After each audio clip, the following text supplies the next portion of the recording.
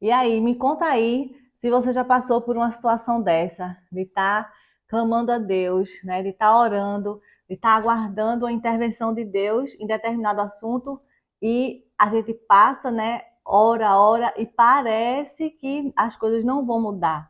Parece que não vai ter, é, parece que não vai ter fim aquela situação. Parece que a gente não vai ter resposta de Deus, né? Porque Deus fica ali em silêncio, mas isso não quer dizer que Ele não está trabalhando, porque Deus ele está trabalhando para fazer o melhor da melhor forma possível e do jeito dele. Então nós temos que continuar, né? Confiar. Já aconteceu muitas vezes isso comigo. E quando a gente persevera ali na oração, confiando, crendo, chega o dia, né, de Deus agir e de mudar toda a situação. Então me conta aí se você já passou por uma situação assim. Oi, irmãos, a paz do Senhor. Estamos de volta para mais uma semana de aula, né? E essa semana estamos com a lição de número 13, já estamos finalizando esse trimestre. E a lição dessa semana está com o título Aviva, ó Senhor, a tua obra. O texto áudio da lição está dizendo o seguinte: não. Ouvi, Senhor, a tua palavra e temi. Aviva, ó Senhor, a tua obra no meio dos anos. No meio dos anos a notifica. Na ira, lembra-te da misericórdia. Abacuque 3:2. E a verdade prática diz assim: é vontade de Deus avivar a sua obra nestes últimos dias até que o Senhor Jesus volte. Então, a oração de Abacuque, quando a gente vê aí ele dizendo: Senhor, aviva a tua obra no meio dos anos, notifica ela, Senhor. Então, ele estava dizendo assim, é que o Senhor fosse ativo, que o Senhor tivesse presente, né, ali nos seus dias, agindo da mesma forma grandiosa que ele agiu através de Moisés. Para quem ainda não me conhece, meu nome é Clésia Vilarim. Seja muito bem-vindo e bem-vinda aqui no nosso canal. E todas as semanas estamos aqui com esse vídeo, né, com essa temática da escola bíblica. Então, se você ainda não é inscrito aqui no canal, já se inscreve, aciona o sininho para estar recebendo as notificações dos novos vídeos. E também deixa o teu like, né? Compartilha para outras pessoas. E deixando o like você vai ajudar aqui no crescimento do canal para que o YouTube entenda que esse vídeo é relevante e mostre para mais pessoas, tá bom? O texto bíblico que o comentarista destacou na lição está em Abacuque 3, o 1 e o 2, e depois o 16, do 16 ao 19. Diz assim: oração do profeta Abacuque, uma confissão. Senhor, ouvi falar da tua fama, tremo diante dos teus atos, Senhor. Realiza de novo em nossa época as mesmas obras. Faze-as conhecidas em nosso tempo. Em tua ira, lembra-te da misericórdia. E do 16 ao 19 diz assim: ouvi isso e o meu íntimo estremeceu. Meus lábios tremeram, os meus ossos desfaleceram, minhas pernas vacilavam. Tranquilo esperarei o dia da desgraça, que virá sobre o povo que nos ataca. Mesmo não florescendo a figueira e não havendo uvas nas videiras, mesmo falhando a safra de azeitonas, não havendo produção de alimentos nas lavouras, nem ovelhas no curral, nem bois nos estábulos.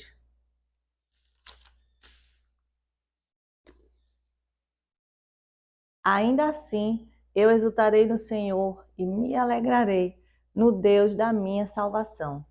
O Senhor, o soberano, é a minha força. Então, a lição de hoje ela está dividida em 3 tópicos. O primeiro tópico diz o clamor pelo avivamento, ou seja, a percepção do crente quanto ao tempo do fim.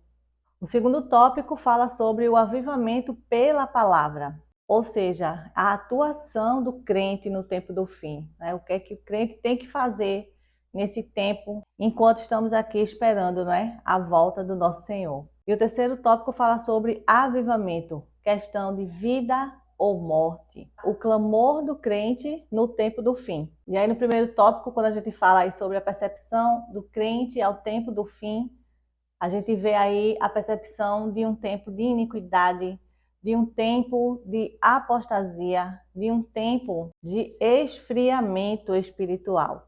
E aí, mediante, né, a essa percepção, o crente ele vai clamar a Deus pelo avivamento. E isso através da oração, tanto individualmente, né, por sua própria vida, quanto uma oração intercessória pela vida das pessoas que estão no mundo. Em Abacuque 1, do 2 ao 4, até quando, Senhor, clamarei por socorro sem que tu ouças? Até quando gritarei a ti violência sem que tragas salvação? Porque me fazes ver a injustiça e contemplar a maldade? A destruição e a violência estão diante de mim. Há luta e conflito por todo lado. Por isso, a lei se enfraquece e a justiça nunca prevalece. Os ímpios prejudicam os justos e assim a justiça é pervertida. E aí a gente vê como o profeta ele lamenta tristemente a iniquidade dos tempos. Ele estava ali como alguém sensível, tocado pela dor lamentável, da decadência da religião e da justiça. E aí no versículo 2 ele faz uma pergunta, né, bem impaciente a Deus. Até quando, Senhor? Até quando eu vou estar clamando e não vou ter resposta? Até quando eu vou estar clamando e o Senhor não vai estar tomando uma providência, não vai estar trazendo a solução para essa situação, para tudo isso que está acontecendo aqui? E essa pergunta da impaciente está ali mostrando o quê? O incômodo dele com aquela situação e a perseverança dele está clamando a Deus, né? Que é o Senhor supremo da justiça na questão da desobediência com relação à aliança. E aí a gente vê Abacuque abalado, né, triste, chocado com aquela situação ali, como o modo que os ímpios eles prosperavam. E isso à custa dos justos. Os ímpios na comunidade da aliança não vivem mais como um povo santo e eleito, né, do Senhor. Estava havendo ali muitas contendas, litígio entre as pessoas. Nenhum homem ali poderia dizer mais que o que tinha era seu, mas em desafio ali às leis mais sagradas da propriedade, as pessoas que tinham o poder do seu lado, as pessoas que tinham o poder do seu lado, eles podiam ter o que eles quisessem, mesmo que o direito não estivesse do lado deles. E essas coisas que o profeta estava ali vivenciando, que ele estava vendo acontecer ali no meio do povo, isso estava acontecendo nas famílias, né, entre os parentes, estava acontecendo na vizinhança, entre amigos, tudo ali estava sendo conduzido com arbitrariedade e nenhum homem tinha escrúpulo para agir com injustiça contra o seu próximo. Eles agiam ali fazendo o bem para si próprio. E ali naquele contexto, aqueles que desprezavam a lei e a vontade de Deus estavam predominando a sociedade de Judá, impedindo assim que os justos recebessem justiça. E se a palavra diz que bem-aventurados são os pacificadores, malditos são os perturbadores da paz, que fazem divisão e assim fazem um mal que se espalha para cada vez mais longe, né? E dura mais tempo também do que podem imaginar. É triste ver homens maus aquecendo as mãos nas chamas que estão consumindo tudo o que tem de bom em uma nação. Vamos ver aqui no subtópico 2, né? A aparente indiferença de Deus em toda aquela história. Abacuque lida com o controle de Deus sobre os afazeres humanos, não quando ele intervém, né, com o juízo, mas nos tempos que não deixa o seu controle tão evidente. Ou seja, parecia que Deus não estava nem aí para o que estava acontecendo. Abacuque estava ali clamando, né, a Deus e parecia que nada ia acontecer, que não ia ter mudança naquela situação. Ou seja, parecia que Deus ele não estava nem aí para o que estava acontecendo e Abacuque experimentou uma profunda crise espiritual por causa da aparente indiferença do Senhor com as horríveis condições espirituais entre o seu povo. Ele fica inquieto com a aparente inatividade de Deus quando a sociedade em Judá está dominada pelos perversos à custa dos justos. Ele sabia que o fato da ausência de vida e de obediência à aliança traria maldição para a vida do povo, porque essa falta de obediência pactual, não é? Ela era perigosa para o povo de Deus e pior ainda, ela era uma rejeição ao Senhor da aliança e era também um insulto a ele. E como ele sabia que para resolver essa situação tinha que haver uma intervenção, não é, da parte de Deus, só ele era quem poderia mudar a situação letal. Então, ele mostrou-se ali persistente em seu apelo ao juiz celestial, mesmo que aquilo ali estava parecendo ser inútil, né? Porque para ele, naquele momento, estava parecendo que nada ia mudar, quanto mais ele clamava e ele não tinha a resposta do Senhor. Quando Deus parece ser conivente com a impiedade dos ímpios, ou melhor, quando parece até mesmo aprová-la, né, permitindo que eles prosperem em sua impiedade, isso choca, né, a fé de muitos. E também e se revela uma tentação dolorosa, né, aos homens, pois podem pensar de forma equivocada: para que estamos purificando o nosso coração? Se Deus, se esses que estão fazendo as coisas erradas, que estão aí praticando a iniquidade, estão prosperando, enquanto a gente não tem nenhum tipo de prosperidade. Isso a gente viu lá em Asaf, né? No Salmo 73, e o versículo 13. Quando Asaf ele se entristeceu por estar observando, né, aquela prosperidade dos ímpios, mas aí no final de tudo ele entendeu que aquilo ali não estava valendo de nada e que no final o caminho era caminho escorregadio e que só quem estava realmente na presença de Deus é que tinha a estabilidade, né, garantida. Então, queridos, nós não devemos achar estranhos, né? Se a impiedade tiver a permissão de prevalecer e prosperar por muito tempo. Porque Deus, ele tem motivos e nós sabemos que os motivos que ele tem são bons, tanto para o adiamento temporário da pena dos homens maus, quanto também para a repreensão dos bons. Isso tudo, né, nós temos que ter essa confiança, porque sabemos que Deus é um Deus misericordioso, é um Deus longânimo, e por isso ele enviou Jesus com a mensagem de amor para a salvação de toda a humanidade. Mas nós sabemos que, infelizmente, nem todos querem, e muitos dão as costas, né, para Deus. Entretanto, virá o dia, embora seja adiado por muito tempo, em que o clamor pelo pecado será ouvido contra aqueles que cometem injustiças, e também o clamor da oração será ouvido a favor daqueles que sofrem.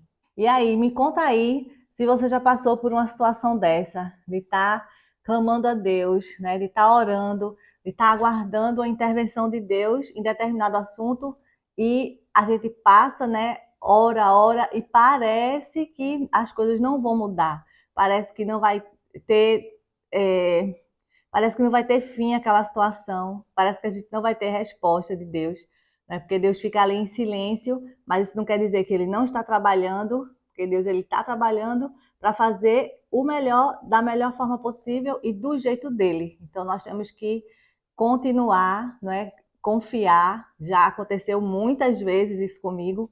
E quando a gente persevera ali na oração, confiando, crendo, chega o dia, né, de Deus agir e de mudar toda a situação. Então me conta aí se você já passou por uma situação assim. Então, dito isso, né, toda essa situação, toda essa queixa do profeta diante de Deus, toda essa espera com relação à resposta, aí a gente vai ver agora aqui no subtópico 3 a resposta que veio de Deus, apesar de não ser uma resposta agradável, né? Esperada, não era da forma que o profeta esperava que Deus iria responder, mas Deus veio com a resposta. E aí Deus mostrou ali, né, para o profeta, revelou, estava prestes a intervir naquela situação, só que como era que Deus ia agir? Deus disse: "Vou suscitar os caldeus". Então, quando Deus disse: "Vou suscitar os caldeus", Abacuque ficou ali, né, desesperado, porque Deus ia levantar aquele povo para trazer juízo para o povo perverso lá de Judá. E não era isso que o profeta estava esperando, né? Ele não estava querendo ver uma destruição total do povo. Mas ele, quando recebeu essa revelação ali do que Deus ia fazer, então aí foi que ele ficou mais angustiado ainda. Porque ele disse, meu Deus, essa cura parece que é pior do que a doença, né? Porque a angústia dele aumentou. E aí, como é que pode um Deus santo que não pode tolerar o mal seria capaz de usar esse povo ímpio para cumprir seus propósitos? E em sua soberania da história, Deus faz realmente distinção entre o bem e o mal, porque aos olhos do profeta, né, o povo de Judá, em comparação com os caldeus, estava em melhores situações, né, com relação àquela nação ímpia, perversa, né, que não tinha Deus. Então, em comparação com eles, o povo de Judá estava, né, em melhores situações. Mas só que diante de Deus não tem isso, né? Diante de Deus, o povo estava em pecado, e daí, para Deus consertar o povo, Deus veio com juízo mesmo e ia trazer os caldeus para que o povo sofresse ali, né, fosse cativo e tal, para poder reconhecer que Deus, ele é Deus e que ele não se deixa escarnecer. E aí, no tempo dessa queixa aqui de Abacuque a Deus, os babilônios ainda não haviam chegado, não é, ali em uma posição de poder tão elevada. Mas todos iriam ficar bem surpresos com a vinda dos babilônios para punir, né, os ímpios de Judá. E aí a gente vê, né, que ainda que parecesse que Deus estava inerte àquela situação, Deus apenas estava ali dando um tempo, né, para ver se o povo dele voltava atrás, se lembrava dos avisos que ele tinha mandado ali para eles através de seus profetas.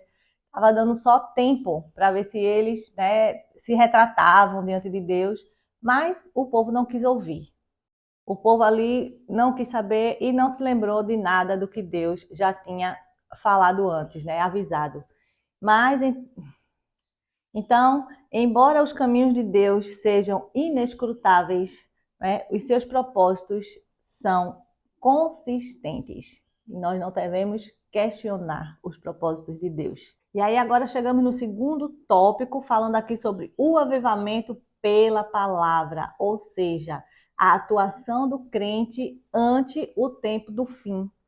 O que é que nós temos que fazer nesta realidade que estamos vivendo no momento, né? Então, primeiro, nós devemos ouvir a palavra.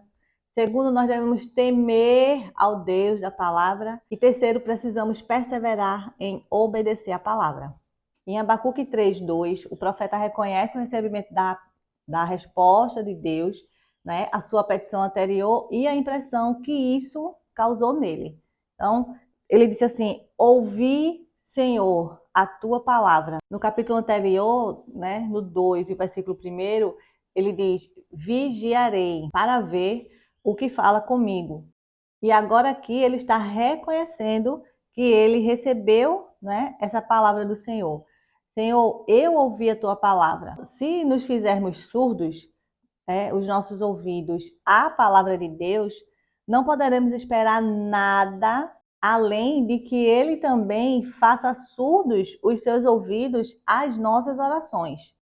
Então, se a gente está se fazendo surdo para a palavra, estamos ouvindo e não estamos colocando em prática, né? Não estamos dando crédito à palavra de Deus, não estamos obedecendo a ela, então Deus também, né, ele vai se fazer surdo para não ouvir as nossas orações, ou seja, ele ouve, mas ele não vai responder às nossas orações, né? E aí ele declarou: Senhor, eu ouvi e temi a tua palavra. Em Provérbios 1:7, a gente vê, né, lá dizendo que o temor do Senhor é o princípio da sabedoria, né? Bom entendimento tem todos os que lhe obedecem. Essa expressão aqui, temer, ela remete à reverência a Deus em todas as esferas da vida, né? É um sentimento profundo de respeito diante do Criador. E aí, Abacuque, depois de ouvir, né, a resposta, depois de ouvir a palavra, depois que ele ouviu aquela sentença que Deus definiu ali para o povo, ele clamou a Deus por uma revivificação e que na ira vindoura Deus se lembrasse da misericórdia. O terceiro e último tópico aqui, falando sobre avivamento, questão de vida ou de morte, clamor do crente no tempo do fim. Tenho que clamar pelo meu despertamento, né? Para que eu veja. O texto de Apocalipse 3, do 15 ao 18. Conheço as tuas obras, sei que você não é frio nem quente. Melhor seria que você fosse frio ou quente. Assim, porque você é morno, não é frio nem quente, estou a ponto de vomitá-lo da minha boca. Você diz, estou rico, adquiri riquezas e não preciso de nada. Não reconhece, porém, que é miserável, digno de compaixão, pobre, cego e que está nu. Dou-lhe este conselho: compre de mim ouro refinado no fogo, e você se tornará rico. Compre roupas brancas e vista-se para cobrir a sua vergonhosa nudez. E compre colírio para ungir os seus olhos e poder enxergar. O povo de Israel, né, ele não estava enxergando a decadência espiritual e moral que estavam. E se pelo clamor do profeta Deus não tivesse tido misericórdia, todos pereceriam ante ao peso da mão do Senhor sobre suas maldades. Então, nós precisamos clamar, né, ao Senhor por nosso despertamento. Precisamos fazer autoavaliação, autoanálise, né, para saber como é que nós estamos diante de Deus espiritualmente e moralmente. Quando a gente leu aqui em Apocalipse, né, o povo da igreja de Laodiceia não conseguia enxergar o seu estado, né, nem seu caminho, nem seu perigo. Não conseguiam enxergar dentro de si mesmos, não conseguiam enxergar adiante. Eles eram cegos e mesmo assim pensavam que enxergavam. A própria luz que estava dentro deles era escuridão. Não conseguiam enxergar Cristo, mesmo evidentemente exposto diante deles. Não conseguiam enxergar Deus pela fé, embora ele sempre estivesse presente ali com eles. Então, eles estavam nus, né, sem roupas e sem casa, ou seja, refúgio para sua alma. Não tinham roupa, nem as vestes da justificação, nem da santificação. Sua nudez, tanto de culpa quanto de contaminação, não tinha cobertura. Eles estavam sempre expostos ao pecado e à vergonha. Só que eles não enxergavam nada disso, né? A justiça deles era como um trapo de imundícias, que os contaminavam cada vez mais. E estavam ali, nus, né? Sem casa e sem abrigo, pois estavam sem Deus. E Deus tem sido a habitação do seu povo em todas as épocas. Somente nele a alma do homem pode encontrar descanso e segurança e todas as acomodações adequadas. As riquezas do corpo não enriquecem a alma. A visão do corpo não alumia a alma.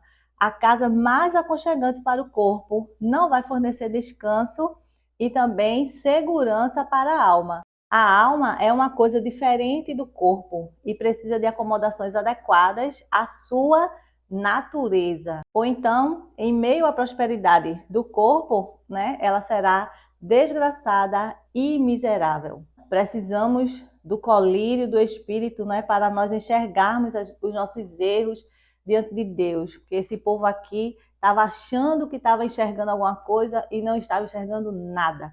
E aí Deus fala ali para aquele povo, né, que conhece as obras deles, né, eles sabiam que estavam fazendo coisa errada, mas não estava nem aí, parecia até que Deus não estava vendo o que eles estavam fazendo, mas Deus estava dizendo ali, eu conheço as suas obras e sei que você não é quente e você nem é frio, né? E aí o Senhor dá aqueles conselhos ali para eles poderem chegar diante de Deus. E nós temos que prestar atenção nisso. Então precisamos clamar pelas nossas vidas, né? Para que os nossos olhos estejam sempre abertos espiritualmente, para que a gente enxergue a nossa condição espiritual diante de Deus, se nós realmente estamos de acordo com o que o Senhor espera, né? A expectativa que Ele tem a nosso respeito, amém? No segundo subtópico do ponto 3, vamos ver aqui o clamor pelo meu arrependimento, né? Eu quero restauração. Então, Deus, Ele é misericordioso. Precisamos nos arrepender dos nossos pecados, clamar a Deus para termos uma vida transformada, restaurada. A Bíblia relata certa vez que Davi, ele preferiu cair nas mãos de Deus do que cair nas mãos dos homens, porque ele sabia que Deus iria ter misericórdia mesmo na sua ira e que os homens não têm misericórdia de forma alguma. Jeremias, ele teve a maior percepção a respeito do caráter misericordioso de Deus e ele declarou em Lamentações 3:22: as misericórdias do Senhor são a causa de não sermos consumidos, porque as suas misericórdias não têm fim, né? Então, esse Deus é um Deus maravilhoso, bondoso, amoroso, né? E misericordioso para com as nossas vidas, que nós possamos viver, né? Querer viver essa misericórdia de Deus. Esse texto aqui de Apocalipse 3:19, que diz assim: repreendo e disciplino aqueles que eu amo. Por isso, seja diligente e arrependa-se. Então, exatamente, nós precisamos aí estar clamando a Deus, né, pelo nosso arrependimento. Então, Deus, ele conhecia o povo da igreja de Laodiceia, né, melhor do que eles mesmos se conheciam. Eles podiam até chamar a mornidão deles, né, ou seja, a indiferença deles com a religião e tal, né, eles podiam chamar de caridade, de mansidão, de moderação e de grandeza da alma. Mas para Cristo isso é nauseante, né? A mornidão deles é nauseante. Deus diz que está a ponto de vomitar eles, né, da sua boca. E Jesus diz: seja diligente e arrependa-se.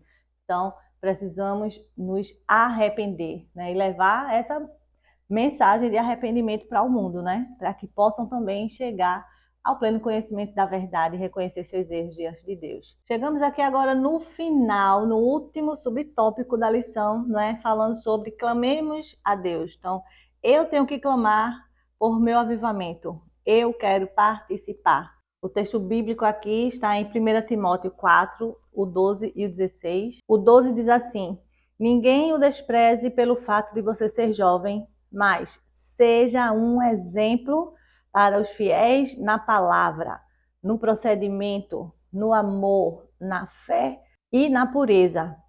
E o 16 diz assim: atente bem para a sua própria vida e para a doutrina, perseverando nesses deveres, pois, agindo assim, você salvará tanto a si mesmo quanto aos que o ouvem. Eu entendo que a submissão aqui à autoridade da palavra de Deus, não é? É a primeira condição para o avivamento. Deus nos enviou a sua palavra. Nosso dever é crer e obedecê-la. Uma vez conscientes dessa responsabilidade, nosso coração se abre à instrução espiritual. Será que estamos abertos completamente para a direção do Espírito em nossa vida? O avivamento é questão de sobrevivência espiritual do cristão. É esperado que os oficiais da igreja, né, liderem o processo de avivamento, mas a responsabilidade pelo avivamento não deve repousar apenas sobre esses líderes, nem se deve achar necessário trazer líderes, né, de fora. Cada membro de cada congregação deve encarar o avivamento como uma responsabilidade pessoal. Então, é nossa responsabilidade. É tempo de parar de jogar a responsabilidade para outras pessoas. Nós precisamos ser o exemplo, precisamos perseverar nas atividades espirituais, precisamos ter cuidado em nós mesmos para poder depois ter cuidado de outras pessoas. Salmo 51, o versículo 12 e o 13, Davi diz assim: devolve-me a alegria da tua salvação e sustenta-me com um espírito pronto a obedecer. Então ensinarei os teus caminhos aos transgressores, para que os pecadores se voltem para ti. Então ele estava pedindo ali para ele um espírito pronto para obedecer, e aí para depois ele poder ensinar os caminhos do Senhor para os transgressores. Então nós possamos ter cuidado com as nossas vidas, né, espiritualmente, ver como é que a gente está diante de Deus espiritualmente, para poder a gente também poder ajudar outras pessoas a estarem nesse caminho. Então, aqui na conclusão da lição, o comentarista colocou o seguinte: assim como Abacuque orou a Deus Clamando por um avivamento à sua obra, devemos também clamar ao Senhor por um avivamento genuíno e poderoso nas igrejas locais. A situação espiritual e moral do mundo está semelhante ou até pior que nos tempos do profeta. Devemos clamar pela misericórdia de Deus pelos que estão se apostatando da fé e muitas igrejas aprovando todas as abominações contra Deus. Clamemos solenemente: aviva, Senhor, a tua obra. Muito obrigada pela tua audiência, né? Você que ficou até aqui. Deus abençoe. Fiquem todos na paz e até o próximo vídeo.